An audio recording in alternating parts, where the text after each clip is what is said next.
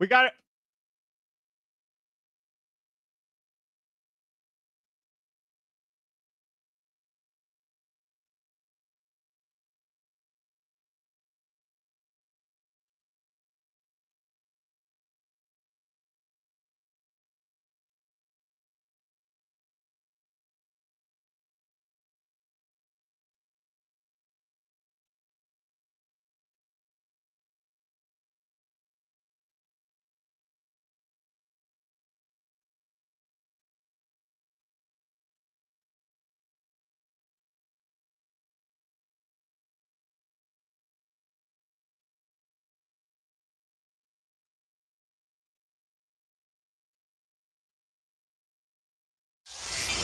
Some shows talk about one team. Other shows barely talk sports. This show will talk Packers, Brewers, and Bucks every day. It's Wisconsin Sports Daily with Steve Sparky Fifer, served up by Wendy's on 1250 AM and 105.7 FM The Fan. Download the Wendy's app today. It is time again. Welcome in. A reminder that we are broadcasting live from the 1250 AM and 105.7 FM The Fan studios, powered by the Potawatomi Sportsbook. As you just heard, we are on YouTube, The Fan Milwaukee on YouTube. Anton's over there in the YouTube chat, going back and forth with people in the YouTube chat, and he wants to name those of you that are conversating in the YouTube chat for The Fan. He is suggesting that we go to the dugout to read messages. He's saying we should call the YouTube chat the dugout. I don't, the YouTube dugout, or I don't know what I don't mind the dugout. That's not horrible. I think that's pretty good. I feel like we need different names for each show, though, because, not everybody's listening to all the same shows. You should be. You should be, but not everybody does. So I feel like everybody, like Anton and our guy Kenny over there, all those guys, they're always commenting to us. I think they should have their own specific name, maybe Sparkers or something like that. No. Little Sparkies. No. Come on. No. You're just... You wanted that whole thing just to take a shot at me at the end. What do you mean? That was a long way to sit there. You could have just cut to the chase and be like, I don't like dugout. Call them the Sparkies or something. No, I like the dugout. I don't think that's a bad idea, even though the jerk on the other side of the glass, Charlie, wants it to be something more spiteful at me. Andrew Wagner, Four Sports Brewers writer. We'll go inside the clubhouse with him, presented by Focus Baseball. He's down at Wrigley. Brewers and Cubs tonight. First pitch just after 7, 6 o'clock leadoff show. Powered by the Potawatomi Sportsbook with Tommy Wirtz here coming up at 6. Charlie, Sounds of the Day, brought to you by Prize Picks, comes up at 3:40. All right, I want to talk about these comments made by Pat Murphy prior to this series starting between the Brewers and the Cubs. We kind of got into it a little bit when they came out, but really didn't dive into it for a topic like we're going to do right now. Check this out. Are they the underdogs? Seriously? They're the underdogs in this series? Look at the lineups. No way. They got all-stars. They got MVP candidates. They got guys. I mean, is there a rookie? Shaw's a rookie, right? Casey's playing the first game. Yeah, but he's played like 12 games. I mean, you got veterans, you got Gold Gloves winner, you got world champions, what don't they have? So there's Pat Murphy. Like, don't come at me about the Cubs being the underdogs coming into this series. And Adam McKelvey, after, this series has kind of gone on a little bit, went and started talking to these guys in the Brewers clubhouse about this whole underdog thing. McKelvey writes, logically and mathematically, the Brewers are doing just fine in their bid for a 7th postseason appearance in 8 years, but they've been their best when they're in the underdog role as Major League Baseball's little engine that could, playing against behemoths like the Dodgers, Mets, and Cubs. Quote, Brandon Woodruff, goodness gracious, we've played such good baseball here of late that the media kind of flips that script for us in a sense.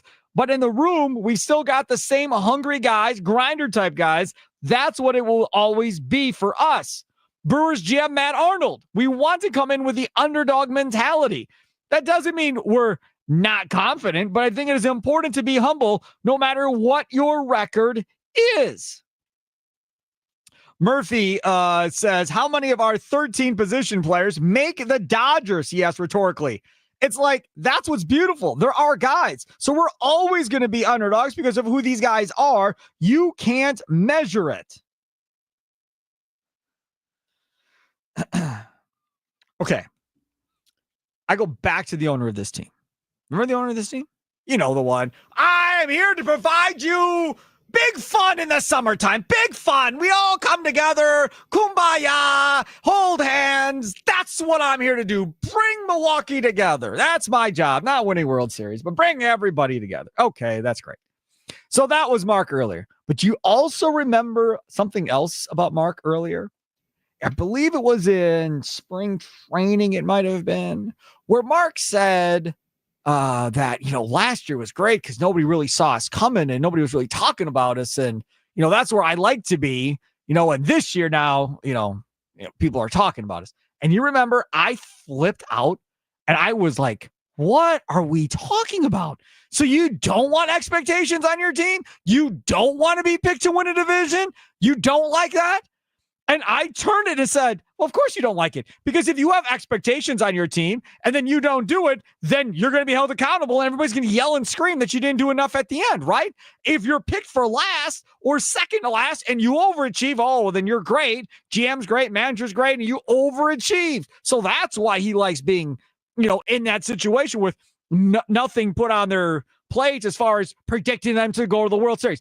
When was the last time you heard a national pundit say before the season, it's World Series or bust for the Brewers this year? I don't think I've ever heard that in my entire life. Yeah.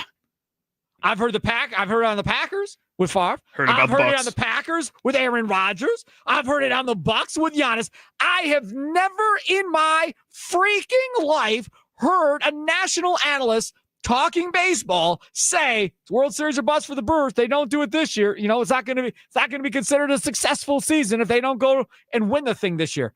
It's never happened. The closest thing you have to any type of expectation like that is when they're picked to win the division, right? That's expectations in quotes. If you're watching on YouTube, my hand motions. That's what it is. So they were picked to be right there with the Cubs with some expectations, which Mark apparently didn't like. Now, not only did they live up to the expectations of looking like they can win the division, they've exceeded the expectations with being the best in baseball. And yet, one after another talks about we're the underdogs. We want to be the underdogs. We don't want to be the favorite. We don't want to be the hunted. We want to be the underdogs. And that's how we want to carry ourselves going forward. I ask you, do you view the Brewers as underdogs as they currently sit with the best record in baseball? Do you view the Brewers as underdogs as they currently sit with the best record in baseball? Nicolay Law Fan Talking text line 414-677-1250, 414-677-1250. Facebook and Twitter at The Fan Milwaukee. YouTube chat, go over to The Dugout. That's what apparently we're going to call these people on the YouTube chat, The Dugout, and chat away with some of your cohorts that listen to The Fan as well. Shorts, videos, all there. The Fan Milwaukee. Stream us on the Odyssey app. Charlie Usen, you tell me, can they be considered underdogs when they are the best team in baseball? Yeah, I think so. I think when Pat Murphy brought up that how many of these players on our roster, position players, would be on the Los Angeles Dodgers, and I was kind of thinking about just starters, not really just on the roster, but William Contreras wouldn't be a starter on the Dodgers. They have Will Smith, and they love Will Smith, and Will Smith's a pretty damn good catcher. I think I look across the team, it's really kind of only Christian Yelich and then maybe Bryce Terang. Outside of that, I don't think any of the other players on this roster would be starters on the current Los Angeles Dodgers roster. Some people may say Jackson Chourio, but Andy Pages has been pretty good for them since he's started in right field as a young player for them as well. I think when I look at this Brewers team, no matter how good they are, it's still only true baseball fans that are looking at this team and saying they're that good. There's people that don't follow baseball as closely, or there's people that are looking at this Milwaukee Brewers team and not seeing the big names, and they still go out there and say crazy things about the Milwaukee Brewers. We heard Rob Parker do it yesterday with this team, not believing in this Milwaukee Brewers team still. I mean, I think this is all just a great example for why this team should still be underdogs despite having its best record. And we go back to what we were talking about last hour. They haven't won a championship yet. Until you win a championship, I don't think you're truly at the top of the league. Charlie, I'm going to try and help you out and everybody else out, including Pat Murphy, including Matt Arnold, who is, I love Matt Arnold. He came out to the toy drive, won us an award on this show. So I'm going to try and help everybody out here. Folks, you are the hunted. You are not the hunter. You are the hunted. And when you are the hunted, that means everybody gets up to give you their best shot. Everybody gets up to play the best team in baseball, right? Fans get up. Well, maybe not the Cub fans, they're demoralized, but every other fan base gets up. Man, this team is rolling, man. How many games did they win? Right? Man, we can take these guys 2 out of 3. I know I've had losing teams my whole life until recently where the Bucks would play the Lakers and it would be like, man, we only lost by 5. I'd be on the postgame show. All right, we're getting better. We only lost by 5 this time. We're so close. We might be a good team here at some point. And you look for moral victories and all that. But you only do that against teams that are much better than you.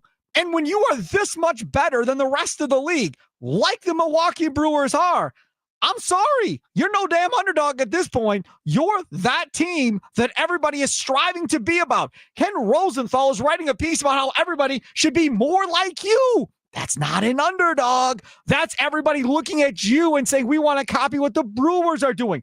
Pittsburgh Pirate players are talking about, we want to do what the Brewers do. Build our organization the way Milwaukee does. That's what we want to be. That's not an underdog. You can't be the underdog at this point. You've been too successful for too many years to now tell me you're the underdog. Yes, by World Series spreads and odds, yes, you're not the favorite. Fine. So if you're going to base everything on that, then I guess you're technically the 3rd or 4th best team based on World Series odds. But based on regular season record and how everybody is talking about you right now, you are not an underdog, Charlie. But not everybody's talking about them like that. And yeah, the Pittsburgh Pirates players can come out and say that they want the organization to be run by the Milwaukee Brewers. How likely is it that you think the Pittsburgh Pirates just all of a sudden snap out of whatever dumb state they're in and run their organization like the Milwaukee Brewers? They have to hire somebody from the Milwaukee Brewers to go run the Pittsburgh Pirates. That's what has to happen. They're just not going to do that. And other teams, when the Dodgers win 2 more World Series doing what they're doing right now, and the Red Sox keep trying to copy that, and the Astros keep trying to copy that, and doing what those teams are doing, they're going to forget about the way the Milwaukee Brewers are winning right now, because maybe in 2 years, Milwaukee Brewers are going to have a really young team and maybe struggling a little more than what we think. And people are going to stop thinking about them as the top dog. I think when you're talking about this underdog mentality, it's not just about this season. It's about the way people have viewed you before the season, before every season, like we've talked about just a little bit ago.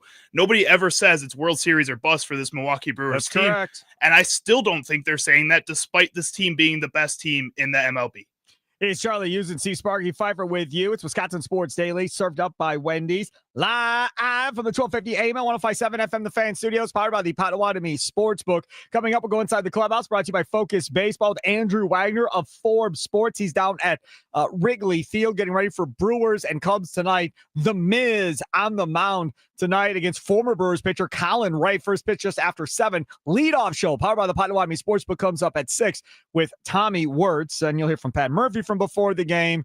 And anybody else who's talking before the game today as well. We'll get you the lineups, look down at the minors with our Building or Winner segment, brought to you by the Iron Workers. A great, great show. You won't want to miss it. And don't forget Kelly's Bleachers on Blue Mound. We will be there on Friday. This show will be there from 2 to 5:30. The leadoff show, powered by the Potawatomi Sportsbook, will be there 5:30 to 7. Again, Kelly's Bleachers on Blue Mound. Come on out. Hang with us coming up on Friday afternoon before the Brewers' next home game.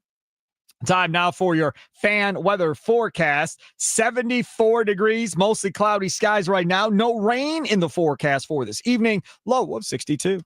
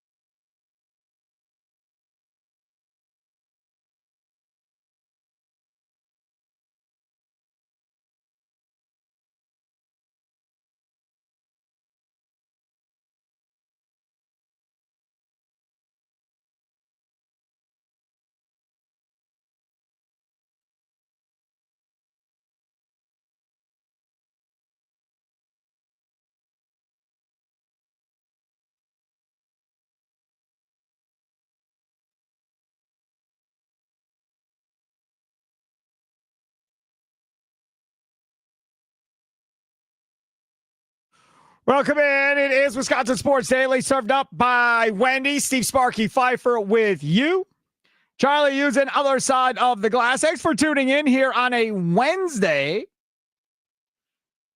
Charlie Sounds of the Day, brought to you by Prize Picks, comes up here at 3:40. We will get to our one and only Andrew Wagner momentarily. If you love Wendy's classic chocolate and vanilla frosty flavors, there's some big news. There are all new Frosty Swirls and now Frosty Fusions. It's the same creamy treat you've always loved, now with the flavor refresh. So what are these new flavors? Okay, well, we've got the Frosty Swirls, strawberry, brownie batter, and caramel. The Frosty Fusions are now Oreo with the brownie batter, so pieces of like Oreo cookie, caramel crunch, which is like pieces of toffee, and Pop-Tart strawberry. So clock in for sweet treat time with Wendy's all new Frosty flavors. A refresh on a classic. It's gotta be Wendy's. What's the latest on the crew? Let's go inside the clubhouse with Drew Wagner of Forbes Sports on Wisconsin Sports Daily. Served up by Wendy's on 1250 AM and 1057 FM The Fan. Inside the Clubhouse is brought to you by Focus Baseball. Sign your kids up now for July open tryouts at focusbaseball.com. Ages 6 to 17. Joining us now on the FanGuest Hotline powered by Gruber Law is the aforementioned Andrew Wagner. Follow him on Twitter at @ByAndrewWagner. And now, as of today, our guy Charlie Usen has come up with new graphics for those of you that join us on the phone. So before the phone graphic, you could only see a little tiny circular picture of Drew Wagner. Not anymore, baby. Now it's half the screen on YouTube seeing Andrew Wagner's mug. So if you're looking, Andrew Wagner is available. I think you can see it on YouTube. You can see it on your local mailbox wanted wall. Like, my mug is everywhere, baby. It really is. And I appreciate you coming on each and every day. Let's talk about what happened yesterday at Wrigley Field with this Brewers team. They lose a couple of games. Obviously, Brewers fans on social media now melting down. Oh, here we go. We're going to revert back to where we were before and so forth. I looked at those two games yesterday, and we saw it in game one. We saw it again in game two, just not coming up with the big hits with runners on base like they had been doing so much during that streak. Yeah, that's pretty much all it is. Like, you're going to have a bad day in the course of 162. And listen, it was kind of a messed up day to start with. You know, you're running on fumes. It was a goofy day on Monday. It was uncertain Monday night. You're not expecting to come and have to play two. You go out there and you play okay in game one. You know, you almost pull it off. One bad pitch from Miller kind of changes the game there. In game two, you just ran in to a really good pitcher.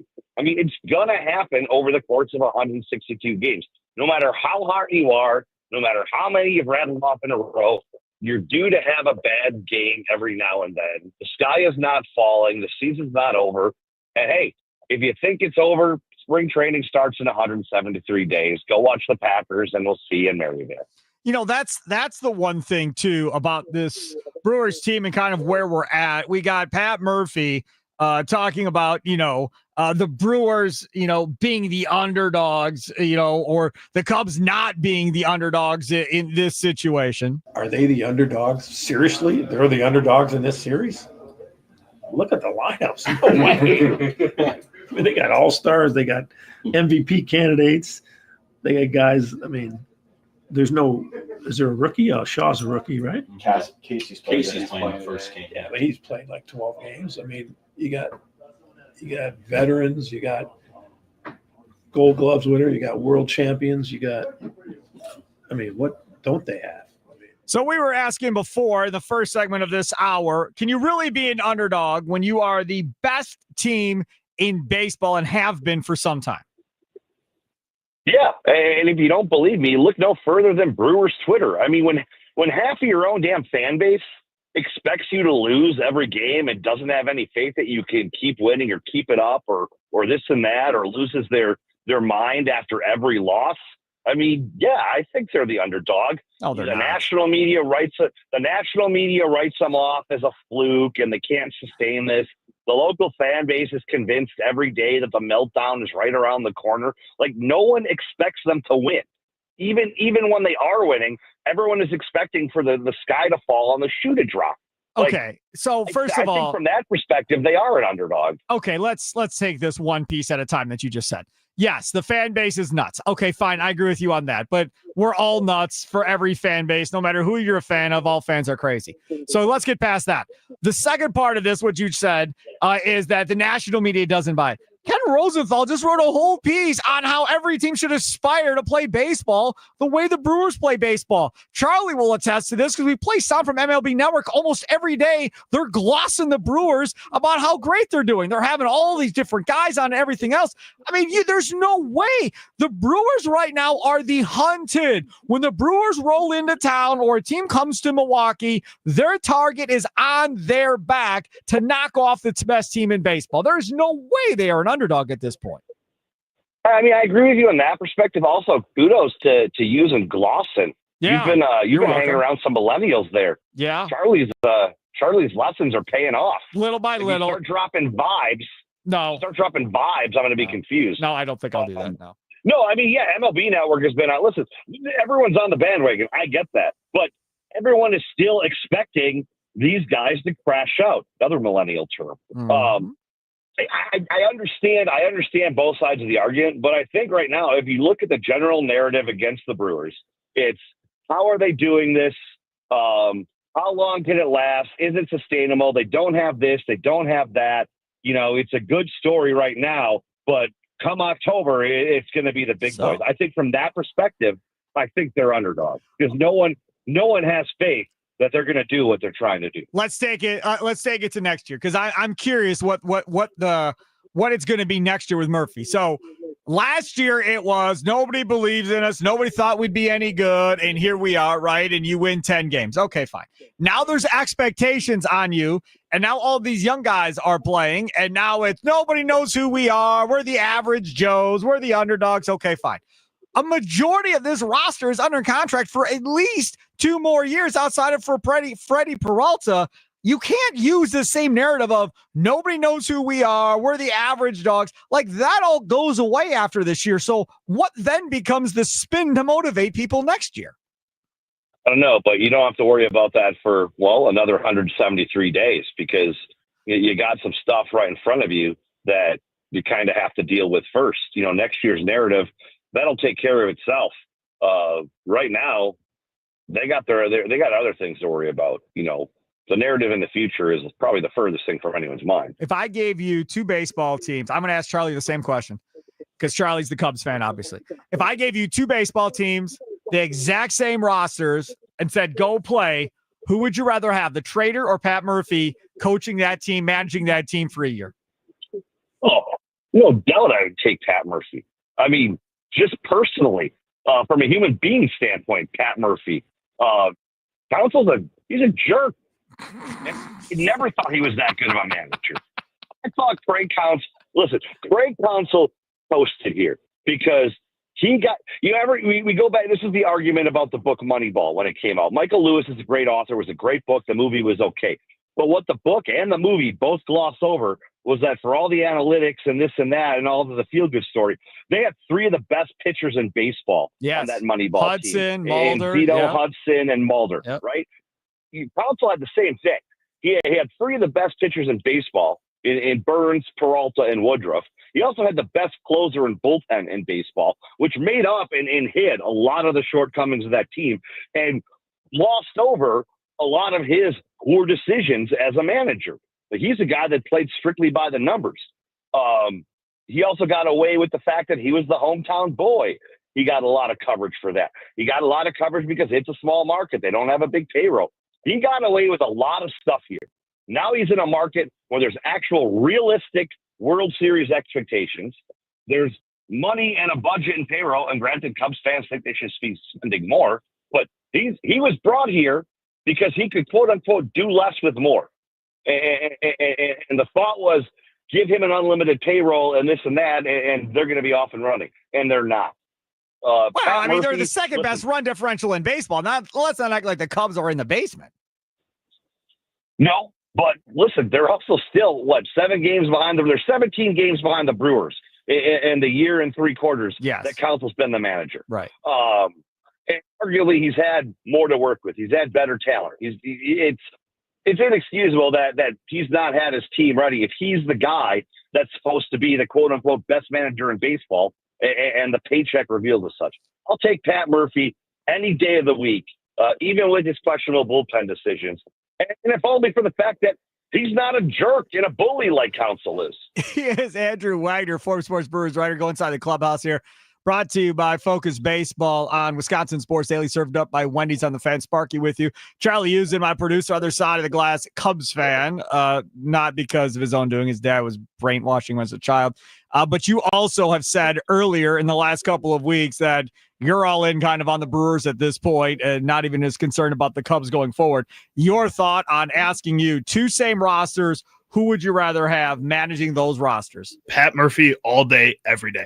Like, it's not even close. Craig Counsell, I think statistically, again, you got to give him respect for what he did with the Milwaukee Brewers. Yep. At the same time, kind of what Drew's saying here, Pat Murphy is just so much more relatable for this city, for the people that are watching this Brewers team. I want to listen to Pat Murphy talk every single day. I didn't want to listen to Craig Counsell talk. There was a lot of ums in there that everybody always gets on him about. Yep. And it's also really kind of annoying. I don't always want to listen to Matt LaFleur talk because it's kind of the same way. It's just like sometimes he gives annoying answers. Pat Murphy has me locked in all the time, and I appreciate that. He also has his players locked in all the time. I think they appreciate that. You think there was always a buy-in? Because to me, again, outsider looking in, Mr. Wagner, it felt like not every year, but a lot of the years, Counsell did have his guys pulling the rope in the same direction for the Brewers. Yeah. I mean, he talked a lot about being a good teammate and staying connected and all that stuff. But listen, you talk to some of these young guys that are the core of the Brewers now, and they'll tell you off the record that, you know, Counsell wasn't exactly the most personable guy, especially with a lot of the young guys that come up. You know, I've had one player tell me that sometimes he didn't know if the manager knew his name. Well, that's no different than the quarterback knowing your name in Green Bay for 30 years. So, yeah. You know, I think Counsell's probably a great guy for a team of proven vets. Right. I don't buy into the fact that he's great with a bunch of young, hungry players. I think there's something about Murphy's, to paraphrase Tommy Pham, tough guy, URA BS, that I think just works with a bunch of guys that haven't accomplished anything and kind of get overlooked. I'll argue that I don't think the Brewers believed in Pat Murphy, because the reason I think, again, I got no inside knowledge. I'm just telling you what I think. I think the reason they put Ricky Weeks in that position and made up that title for him was because they thought there was going to be a couple of down years, but we'll let Pat Murphy do it, and then we'll transition to Ricky, and he'll grow with these young guys as a manager and take you to the next level like Counsell did. And all of a sudden, Pat Murphy is winning big time these first 2 years when I don't think anybody over there thought that was going to happen. I don't disagree with you one bit. One thing I will say is, from everything that I've heard and everyone that I've talked to, is this wasn't the Brewers doing to give Ricky that title. That was Murph's doing to give Ricky that title. You know, I don't know how much goes into it or whatever. And I think it's worth noting that, and I'm as shocked as anybody, because I mean, I've covered this guy since he was drafted.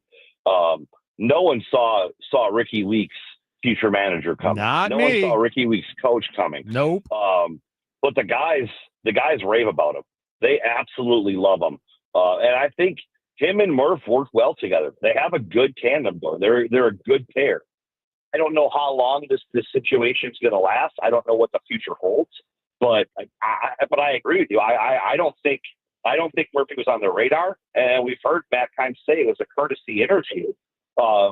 And they were kind of mind blown. So I think putting Ricky in there, the thought was to groom him to be the eventual successor. I don't think anybody saw the last 2 years coming. I'll be honest with you. When you go back to those teams, the one guy that I thought would be a manager at some point, and because he's a catcher, right, they all end up becoming managers or something. I really thought Jason Kendall would be a guy that would end up being a skipper somewhere in Major League Baseball and just never went down that path of coaching for whatever the reason. But no, I agree with you. I never thought Ricky Weeks would be a manager either. Andrew Wagner, Forbes Sports Brewers writer. Catch him coming up tonight, 6 o'clock. Leadoff show powered by the Potawatomi Sportsbook. He'll get you the latest from Pat Murphy from before today's game as well. Follow him on Twitter at Andrew Wagner. He's been putting up videos now from the locker room and stuff in the clubhouse. Amazing stuff as always. Mr. Wagner, thank you so much. Yes, I really am quite something, Sparky. Thank you for recognizing that. Yes, I tell you all the time you are. I just don't think you should be playing softball at your age. That's all. That's fine. Hey, they won their last game of the season last night. No surprise. It's when I wasn't there. So that's good though, because then you couldn't get hurt. Jackson Churio effect. Jackson Churio effect. That's right. That's right. See, there you go, Charlie. Way to spin a positive into that, Mr. Wagner. Thank you, sir. Take care. Bye, boys. There he is, Andrew Wagner, Forbes Sports Brewers writer, Inside the Clubhouse, brought to you by Focus Baseball. Coming up next, Charlie's Sounds of the Day. Let me tell you about the Potawatomi Sportsbook. They got shuttles going to and from Brewers home games. That's right, for the rest of the year, right there at the Potawatomi Hotel Casino. Now, they leave 1 hour before the game. They get back up to 1 hour after the game. Shuttles going back and forth. This is how you get on. You either make a same day wager on a game happening that day, or you simply make a purchase at the Potawatomi Sportsbook. You get yourself a drink, a burger, maybe some dessert. They got those pastries and homemade desserts every day they got over there. All day brunch, burgers, salads, sandwiches, wraps, you name it, wings, right? All kinds of stuff. 48 beers on tap, dozen different specialty cocktails. That is how you get yourself onto the shuttle going to and from home games for Brewers games the rest of the year. Go to Potawatomi.com/sportsbook for more details. Potawatomi.com/sportsbook for more details. Charlie, Sounds of the Day straight ahead. It's Wisconsin Sports Daily, served up by Wendy's, live from the 1250 AM at 105.7 FM The Fan Studios, powered by the Potawatomi Sportsbook. Sparky here.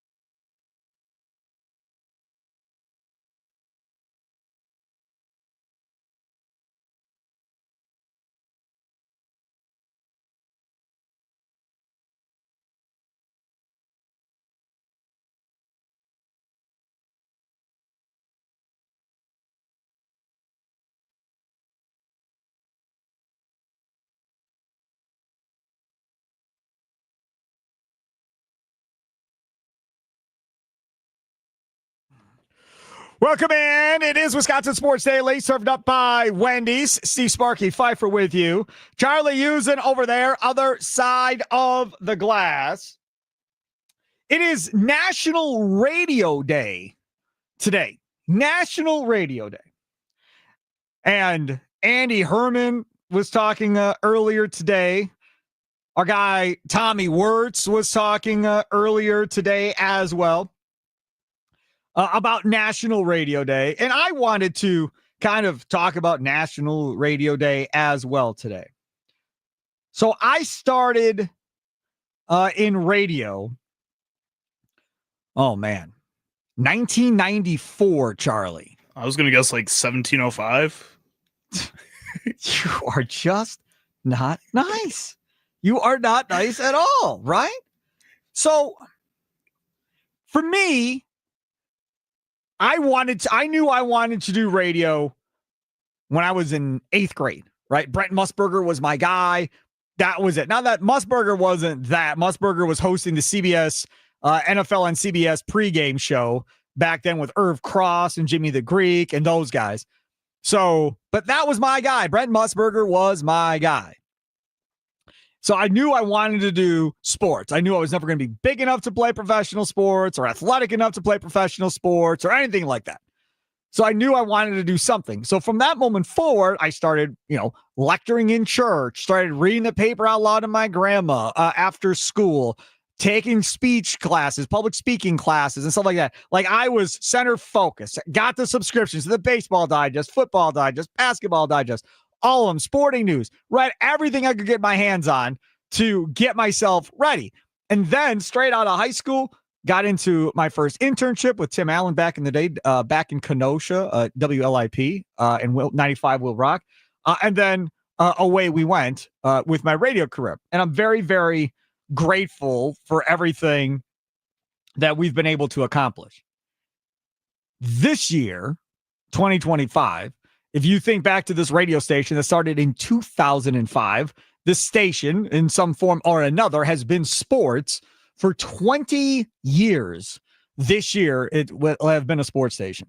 And this is the second reincarnation of this station that launched back in 24, back to having some more local sports with a Bucks post-game show that we used to have for post-game shows in March of 24. And then this show launched April 15th of 2024. So this show with Charlie Usen and myself have been doing this now for over a year. And as I like to say to Charlie, brick by brick, we continue to build this station up and go in the right direction. And I think we'll have some more fun stuff to announce as we go forward here before the end of 25 to go along with everything we've already added. Having Pack-A-Day Radio, right, on the air with Andy Herman. Having Mason Crosby, who retires from the NFL, goes into the Packers Hall of Fame, goes in the Wisconsin Sports Athletic Hall of Fame this year.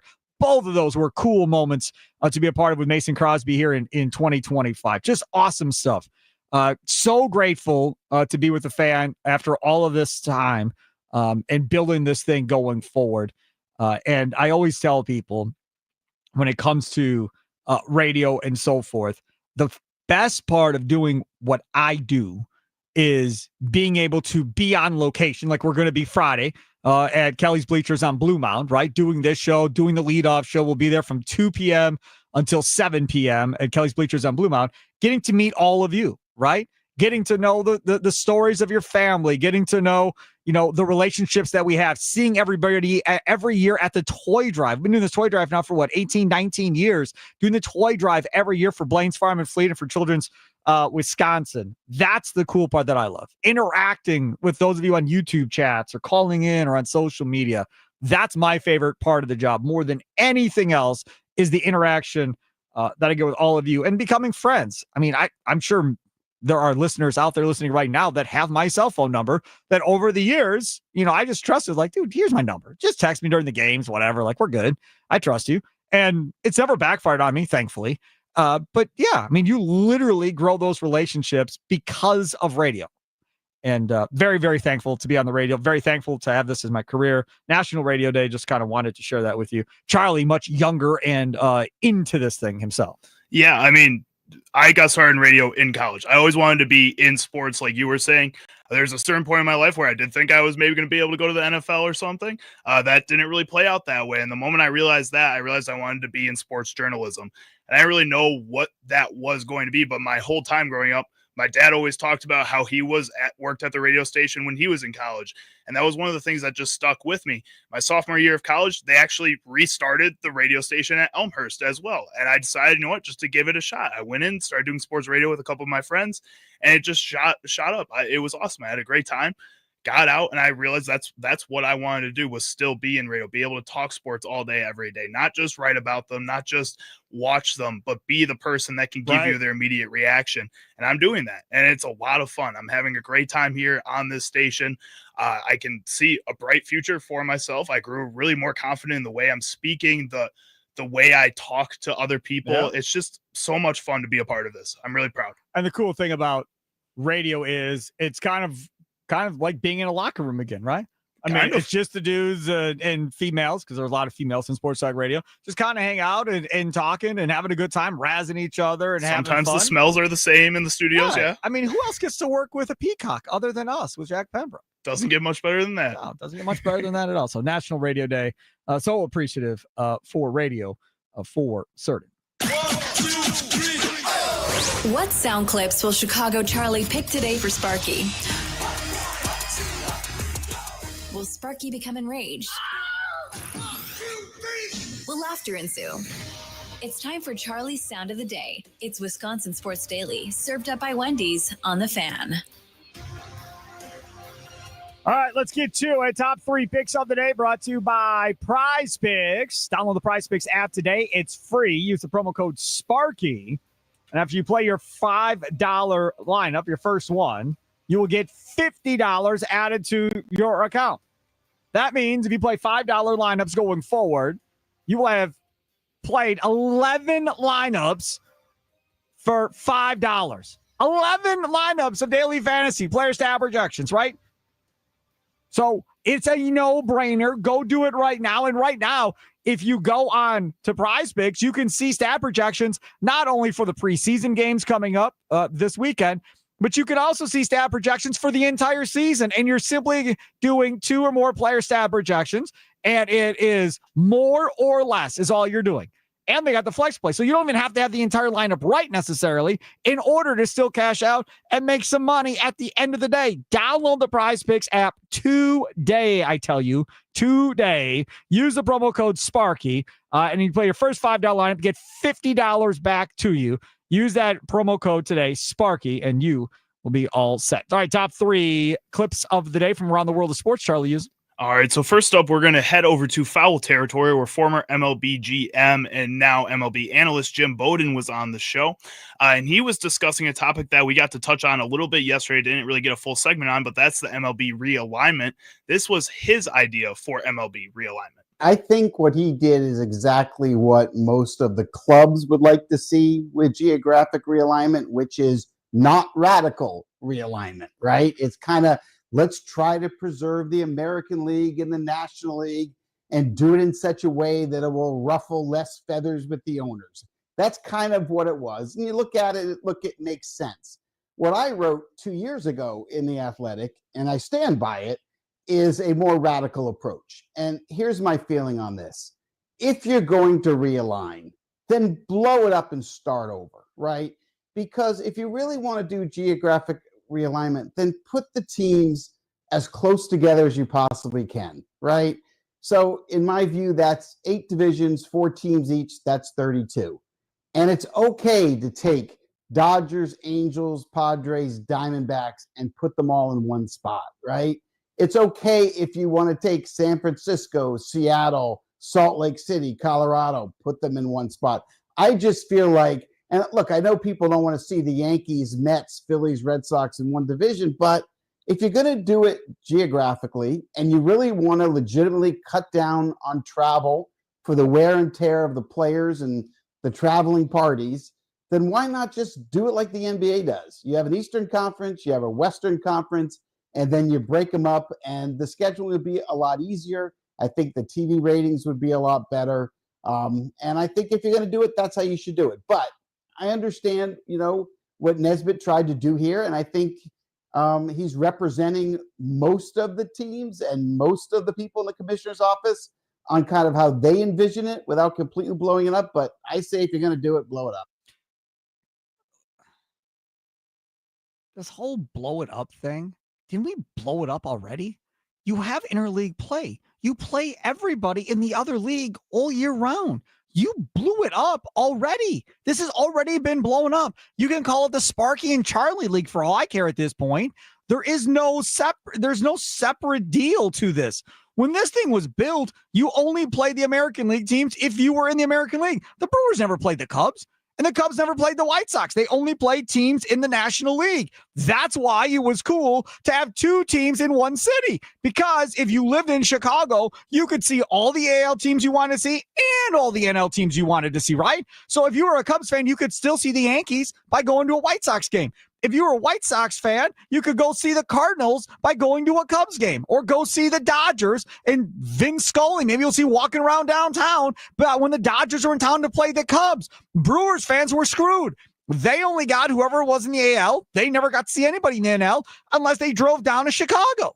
Now, the way it's set up, everybody plays everybody, right? The Cubs and White Sox, they never played each other. Nobody ever knew who would win in a series or whatever. And now we're going to have interleague. Okay. And then it's, well, we want everybody to play everybody. Okay. This was all in anticipation of going to where we're going with this eventual realignment. Nothing's going to change. And nothing changes. You still play everybody. Right? So if you're the Cubs and the Brewers and the White Sox and the Twins, if that's your division and you lose the Cardinals, the Cubs will still see the Cardinals throughout the course of the year because you play everybody. That's not going to change anything, Charlie. You won't see them 13 times, but you will still play the Cardinals, and that will still be a big deal when you do. Right. And I think the other thing with this NBA style realignment that Jim Bowden's talking about here is the fact that the NBA doesn't care about their divisions anymore. In baseball, in the NFL, they care way too much about the divisions to give that up, in my opinion. I think fans truly enjoy what they're doing with these current divisions. So it doesn't really matter what teams are in that division, really. I think, yeah, you keep your rivalries together. Sure, your Cubs and your Cardinals. But at the same time, I think that whoever else is in that is okay as long as it still matters that you win your division, that it still matters that you are the best team out of those four teams, not just that you're the best team out of these 16 teams. I think NBA fans enjoy that, but I don't know if MLB fans, like we talked about earlier, correlate as much with the NBA fans as some people think they do. I'm trying to find the sound, and I don't know if you ended up pulling it or not. The Anthony Rizzo sound, I send that to you. Yeah, I don't think I ended up grabbing that one. Anthony Rizzo did an interview the other day, and he was asked about the rivalry with the Brewers as a Cub back in the day or whatever. And Anthony Rizzo was like, bleep them, right? And that's because the camera guy was a Brewers fan, but whatever. But he said they hated the Brewers. They hated the Brewers, that it was more about the Brewers than it was actually about the Cardinals. In the clubhouse, fan base hates the Cardinals more. But in that clubhouse, they really were sick of the Brewers. They called them pests, whatever. Like, they just wouldn't go away and always gave them problems. So from that perspective, that kind of felt like more of their rivalry than even the Cardinals did. If you go back to Leroy Butler, Gilbert Brown Packers back in the day, Bears weren't the team.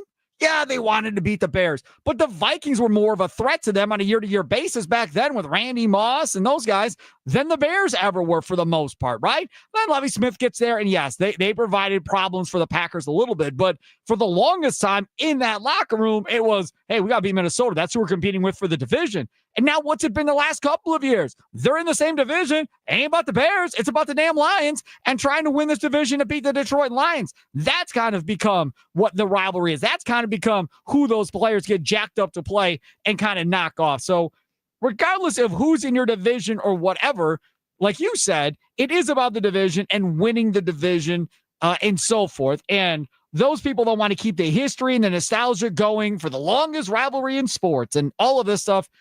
I hate to break it to y'all, but those days are a dying off, man. Like the tradition of sports and all of that, this is all going by the wayside. This is all going to change. Like most of this will not be the same in 20 years, maybe not even 10 years or 5 years at this point. Next one. All right, next up, we got a couple quick hitters, 2 and 3. Arch Manning talked with the media for the first time since his media days and since his grandpa, Archie Manning, said that he's going to be sticking at Texas for at least 2 more years. Arch Manning had a different take on what his grandpa said. Arch, your grandpa gave an interview where he said he expects you to be here next year. Is he right? Yeah, I don't know where he got that from. He texted me and apologized about that, but I'm really just taking it day by day right now. Okay, first of all you should have said was, yeah, I heard my grandpa say that. And yeah, man, I don't know. I don't know if I'm going to be ready to go to the NFL after this year, or if I'll need more maturity and more playing time. I mean, y'all want to pencil me in as like this top pick and all of that, but I haven't even started a full season here yet. So let's just wait and see how I play, how the team plays, how good we are, and so forth. And then let's evaluate where we are at the end of the year and see if I'm coming back or not. I don't know where I'm going to be next year or the year after that. Let's see what happens. Yeah. Instead, he goes, I don't know how to talk about it. Right. That was kind of his response and laughing at where that came from. I don't know where that came from Archie. I don't know. It was a smart play by Archie Manning. You may not like it. It was a smart play. He was setting up Arch Manning to be in a position to essentially leverage himself away from a team at one, like, say, Cleveland at this point. Yeah, but also, I think it should also be Arch Manning's decision to say that and do that. And if he just wants to play football, if he just wants to go to an organization and be the savior of an organization, then maybe that's why he would be a little frustrated with his grandpa saying something like that. If he has different viewpoints than what the family thinks, then yeah, I would be a little upset if my grandpa's going out there making decisions for me that I don't have the same feeling about. Now, when you're old, you'll forget you said this, but when you're old and you're the famous Charlie Houston that everybody listens to on the radio, and then you have a kid or a grandkid, and people are coming to you and asking your thoughts, and you start talking just because that's what you do. You've done it your whole life. And then those quotes get ran with the local newspaper or whatever else. And then you can recall back to this moment like, hot damn, I just did it myself. Because again, you just get to talking with somebody, interviewing you or whatever. You're not thinking about ramifications. You're just having a conversation with somebody. And sometimes it gets away from you. I think that's what happened to Archie Manning. But again, from a strategic standpoint of what they did with Eli, getting him of not going to the Chargers and forcing his way to the Giants, I think they have similar aspirations to do the same thing for Arch Manning to get him to go to a good organization, which would not be the Cleveland Browns. All right, and last up here, we're going to head over to Netflix once again to the America's Team docu-series that they have, where Jerry Jones was reflecting on his loss to the Packers in the playoffs in 2023. This should bring some Packers fans some joy. Green Bay Packers have a 40-burger MVP in the third quarter. Unbelievable. Oh, what a home.